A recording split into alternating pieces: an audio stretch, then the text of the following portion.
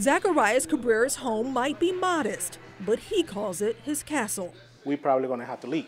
And for 10 years, he's been fighting the bank to keep it. It's sad because humans should not be living like that. We used to have all our most important things packed in a suitcase. So when the sheriff come to tell us to get out of the house, we just grab and leave.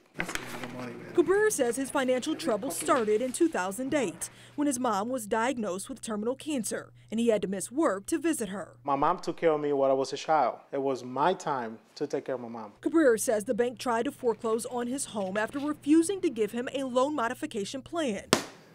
But he got a surprise from his lawyer at a foreclosure hearing. 2 minutes later, she came out and said, your case was dismissed. You got to go home. To this day, I don't know why I was dismissed. I was jumping up and down. But Cabrera's joy didn't last. The bank tried to foreclose again 3 years later. But again, the bank asked to dismiss the case. Wonderful. But I still have another problem. That problem? A friend noticed something odd on his mortgage statements. His monthly balance was higher. They believe because the bank's attorney fees were added to the balance.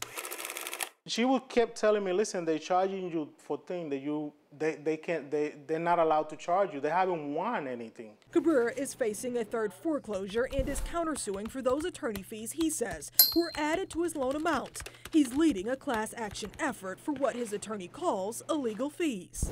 Under Florida law, you have to win the lawsuit before you can have a court award for your attorney's fees and costs. Kind of a basic thing. In these cases, there has not been a winning party. The bank has not won, yet they've assessed their attorney's fees and costs onto the borrower anyway. Jeff Stahl and his partners call it a violation of Florida's Consumer Collection Practices Act, enforcing a debt that banks know aren't legitimate. I think 100% it's happening to a lot of people.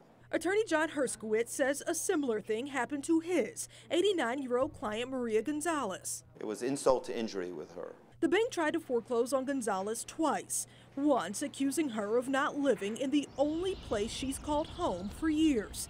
That's a requirement of her reverse mortgage. The bank dropped both foreclosure cases, and the court ordered them to pay her attorney fees. That was done.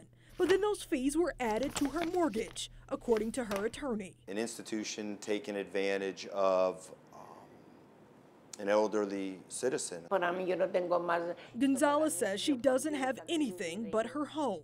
She has filed a separate suit against the bank. As for Cabrera, he hopes he can help stop banks from adding these fees and adding financial stress to homeowners like him. It doesn't matter how shiny it is around you.